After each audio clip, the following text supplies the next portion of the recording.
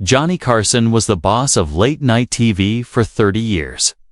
Behind that nice smile and funny jokes, he had to deal with all kinds of famous people. Some made him laugh, others made him think, but a few made him angry and wished the show would end. These are the 8 famous people that Johnny Carson really didn't like. Let's start with Bob Hope. Johnny Carson and Bob Hope might have been 2 funny guys, but when cameras weren't rolling, they didn't get along. Carson liked to have real conversations with his guests. He liked it when people could goof the planned show and talk about things that felt real and happening right now. Bob Hope was not that kind of guest. A guy named Andrew Nichols, who once worked as Carson's main joke writer, said, "Hope needed his team of writers for everything. Every word he said was planned way before the show." Bob always came with a script, Nichols once said. Johnny liked guests who lived in the real world and could talk freely. With Bob, there wasn't much to say. As time went on, Carson got less and less excited to have Hope on the show. Hope's visits felt stiff and fake. He would only answer work questions that had been agreed on way before the show started. If Carson asked something different, Hope would get confused and give the wrong answer. After one really boring interview in the 1980s, Carson told his workers, "If I ever get like that, just shoot me." Their weird relationship wasn't just on the TV show. Off camera, there was a quiet fight. Hope was older and saw himself as a big boss and seemed to think Carson needed help. At Ronald Reagan's first time becoming president, both men were asked to perform. Even though Carson had the bigger part in the show, Hope came up to him with a food joke ideas. "Here, Johnny Hest," giving him a few pages. "Maybe you can use these." Carson smiled and said, "Thanks, Bob, that's nice of you, but I've got everything ready." But once Hope walked away, Carson was really mad. "Can you believe that? He thinks I need his jokes." Even with their problems, NBC kept putting Hope in the spotlight. When Carson moved The Tonight Show to California, he took over a TV studio. It was first built for Hope. Still, Hope had special rights. He could come on the show anytime he wanted to talk about something. Carson wasn't happy about it. But saying no to Hope wasn't something he could do. But Hope's strict style was just the start of Carson's guest problems. Speaking of performers who played by their own rules, that brings us to a man who never met a rule he couldn't break. Frank Sinatra, the famous singer who acted like every room belonged to him. When Old Blue Eyes walked into the Tonight Show, more people watched TV. The man was like a magnet, and audiences couldn't get enough of him. But behind the scenes, Johnny Carson learned what everyone else in Hollywood already knew: Frank Sinatra didn't just sing My Way, he lived it. Sinatra was used to being the boss wherever he went. Hotel managers, movie directors, record company people, they all did whatever to keep him happy. And he expected the same treatment from Carson. The problem was The Tonight Show was Johnny's kingdom, and he wasn't used to ushering power. The most famous example happened during a live TV taping. Carson was in the middle of his opening jokes, doing greet with the audience, when suddenly Frank Sinatra walked right out onto the stage. No warning, no signal, from TV workers, nothing. He just walked out and stopped Johnny in the middle of a joke. That crowd went crazy. They loved a surprise of seeing Sinatra appear out of nowhere. But Carson, he kept smiling and went along with it, like a professional he was. But inside, he was really angry. That kind of power move might have worked in Vegas, but this was Carson's show. Then there were Thiedmans. Sinatra traveled with a big group that made rock stars look modest. Last-minute changes to the show setup, special seating arrangements, specific lighting that he wanted. The list went on and on. Every Sinatra visited into a major production, and Carson, who liked order and control, found it really tiring. Don't get it wrong, Carson respected Sinatra's talent a lot. How could Hennett? But having him as a guest meant giving up control of his own show, and that never felt good to the man who had spent many years getting really good at being the perfect TV host. While Sinatra wrote chaos through star power, our next guest brought a different kind of challenge, one that made Carson feel uncomfortable in his chair for totally different reasons. Harry Belafonte, Johnny. Carson had nothing but respect for Harry Belafonte. The man was a triple threat singer, actor, and someone who helped people. His voice was magic, his acting was amazing, and his work to help civil rights was inspiring. But when Belafonte sat down on the Tonight Show, Carson often found himself in scary waters. Most guests came on the show with a simple goal: an 18th audience. They would tell funny stories, talk about their latest project, maybe sing a song. Light, breezy, perfect for late-night television. But Belafonte had bigger things on his mind. He came to the Tonight Show to talk about civil rights, helping people, and the problems America was facing. When Belafonte spoke about unfairness, about the struggles of African Americans, about his work with groups that helped people, the TV studio would become quiet. Not because people weren't interested, but because what he was saying was too heavy for the usual feeling of the show. That night show was America's bedtime story, a place where people came to relax after a long day. Heavy talk about social problems, no matter how important, didn't always fit. Carson found himself caught in an impossible situation. Make a joke and he would look mean. Change the subject and he would seem rude. So he would nod along, ask thoughtful questions when he could, and try to find a way back to lighter topics. But with Belafonte, the conversation always stayed serious. The awkwardness wasn't personal. Both men respected each other, but their goals were different. Belafonte wanted to use his time on TV to create change and make people aware. Carson wanted to send people to bed with a smile. Sometimes those two goals just couldn't work together comfortably. While Belafonte challenged Carson with his mind, our next guest presented a more direct threat, one that left usually calm host really shaken. He is Wayne Newton, the Vegas showman who brought the fight backstage for years. Johnny Carson treated Wayne Newton like a running joke. Newton's high voice, his flashy, shiny outfits, his over-the-top Vegas acted was all perfect material for Carson's sharp jokes. Night after night, Johnny would throw out tone-liners about Mr. Las Vegas, and the audience would love it. It seemed harmless enough. After all, everyone in show business got made fun of by Carson at some point. But Wayne Newton wasn't lying. While most famous people understood that Carson's jokes were part of the late-night game, Newton took them personally. He felt like Carson was hurting his reputation, making him look like a joke instead of the serious entertainer he thought he was. The jokes hurt. And Newton decided he'd had enough. According to people who were with her, Newton showed up at Carson's office. Without being invited one day, he walked in and made it clear that the jokes needed to stop right now. The exact words they say remain private. But everyone who knew both men understood this wasn't a friendly conversation. Newton, despite his soft-spoken subject, could be scary when he wanted to be. Carson, who was used to being the one in control, was reported shaken by the fight. He had spent many years making fun of everyone from politicians to movie stars, and no one had ever marched into his office to demand he stop. The jokes about Wayne Newton ended almost right away, but the damage was done. Newton continued to appear on The Tonight Show sometimes, but the feeling had changed completely. The easy joking was gone, replaced by fake smiles and awkward small talk. Carson might have kept things professional on camera, but behind these scenes, he never forgot that fight, and he never quite forgave it either.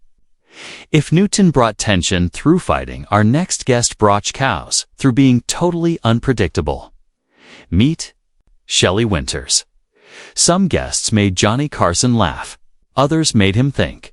But Shelley Winters made him get ready for trouble every time she walked onto the Tonight Show stage. You could practically see Carson's shoulders get tense because with Shelley, absolutely anything could happen.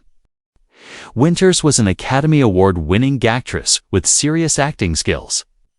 Butch was also completely totally unpredictable. She would interrupt Carson mid-sentence, go off on wild topics, completely ignore his attempts to guide the conversation, and generally treat the interview like her own personal therapy session. Carson was great at the rhythm of good conversation. He was a master at guiding discussions, setting up jokes, and making his guests look good. But Winters didn't follow anyone's lead. She was Purico's in fancy clothes, and Carson never knew if she was going to tell a heartwarming story about her childhood or suddenly start crying about her latest romantic disaster. The most famous example happened during a TV taping when Winters literally took off her shoe and handed it to Carson. Just like that. No explanation, no reason, nothing. The audience laughed because I thought it was planned, but Carson's face told the real story. He was completely confused, holding a woman's shy heel and having no idea what to do with it. What made it worse was that Winters seemed to really believe she was being entertaining. She would take over the conversation, interrupt our guests, and generally turn what should have been a smooth talk shall segment into a one-woman show, and not necessarily a good one.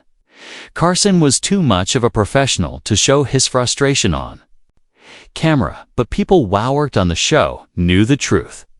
When Shelley Winters was booked, it wasn't going to be an interview, it was going to be a test of how much he could handle. While Winters brought chaos through sheer unpredictability. Our next guest presented a differential one that left Carson feeling completely out of his element. He was known, other than Fred Rogers, the man who made kindness feel awkward on late night television. This one might serve principle. Fred Rogers, Mr. Rogers, was one of the most beloved people in American television. He spent many years teaching children about kindness, caring, and understanding. He was gentle, thoughtful, and genuinely caring in a world that often rewarded the opposite. But when he sat across from Johnny Carson, something strange happened. Kindness became uncomfortable. Carson was a master of wit, sarcasm, and playful teasing. His guests usually carried to trade jokes, tell funny stories, and talk in the kind of light way that made for great television. But Rogers wasn't there to entertain in usual sense. He wanted to talk about feelings, about helping children, about making the world a better place. And that's beautiful. But it didn't exactly make for exciting late-night TV. Carson found himself in an impossible position. He couldn't joke with Rogers' way he did with other guests. It would have made him look mean-spirited. He couldn't tease him or poke fun without seeming like a bully picking on America's favorite neighbor. So he would sit there, nodding politely, asking sincere questions, and trying to match Rogers' gentle energy. But it never quite worked. Rogers didn't laugh just to be polite. He didn't play the Hollywood game of helping each other out. He spoke slowly, thoughtfully, and with a kind of phonous sincerity that was wonderful in children's television but felt strangely out of place in Carson's fast-paced world. The interviews weren't disasters, but they were awkward to good men from completely different worlds trying to connect and not quite managing it. Carson respected Rogers a lot, but having him on the show was like trying to tell jokes at a meditation retreat. The energist didn't match, while Rogers brought discomfort through his gentle sincerity. Our next guest brought a different kind of tension, the kind that comes from taking yourself too seriously. If you guessed Charlton Heston, then you're right.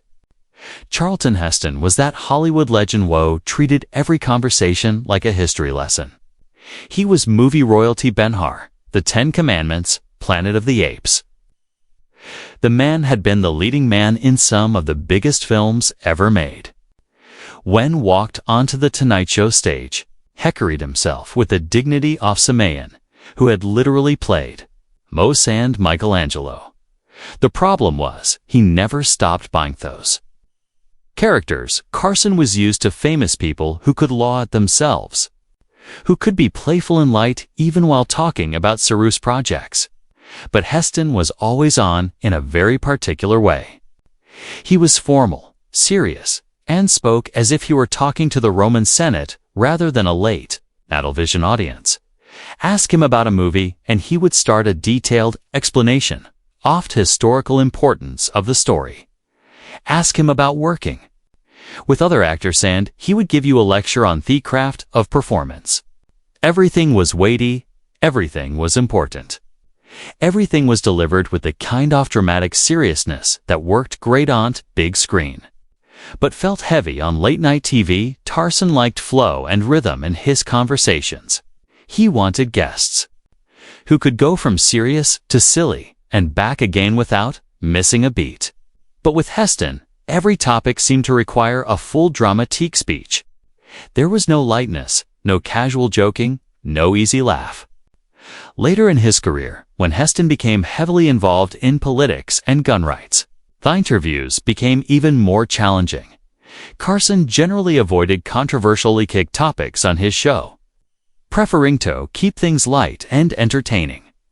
But Heston had strong opinions and wasn't shy about sharing them, which put Carson in an uncomfortable position of either getting into political debate or trying to steer the show's conversation elsewhere. The tension wasn't explosive, but it was definitely there, two legends with completely different styles, trying to make television magic and never quite succeeding. Carson kept things professional, but he could tell he was working harder than usual just to keep the conversation moving. Speaking of guests who brought wrong energy to the show, our final entry takes us to someone who made Carson feel like he was being challenged for his own throne. He is Chevy Chase. In the mid-1970s, B. Chase was comedy's golden boy. He had helped launch Saturday Night Live. His sarcastic humor was cutting edge, and he was starring in hit movies. He was young, talented, and confident, maybe too confident. When Chase appeared on The Tonight Show, something felt off from thievery. Beginning. Most comedians came on Carson's show with a sense of respect, even thankfulness. After all, an appearance with Johnny could make or break a career. But Chase seemed to think he was doing Carson a favor by showing up. Carson was a master at making his guests look good. He would set up their jokes, laugh at their stories, and generally make sure Variani came out looking great. But with Chase, the usual way of doing things didn't work. Instead of playing along with Carson's rhythm, Chase seemed more interested in showing off his own wit, often at Carson's expense. There was an underlying confusion in their interactions that made everyone uncomfortable. While most guests were happy to let Carson be thester of his own show, Chase seemed to think he could do the job just as well, if not better. And maybe he wasn't entirely wrong. He was talented, quick-witted, and had great timing. But that wasn't the point. The tension was made worse by rumors in the industry that Chase had big dreams in late-night television. Whether or not he actually wanted Carson's job, the idea was there, and Carson could feel it. Having someone in your show who might be eyeing your share while sitting in it created an undercurrent of competition that made a genuine conversation nearly impossible. Chase's appearances always looked funny on the surface. Both men were too professional to let their personal feelings completely ruin the show. But those who knew Carson well could see the slightly fake smile, the faster than usual pace, the subtle leaf when the segment ended. For Emanwo had spent many years making difficult conversions look easy. Having Chevy Chase on the show was like performing a balancing act on a tightrope, technically successful, but exhausting for everyone involved. So here you have it, Johnny. Carson was a master of his craft, but even masters shaved their limits.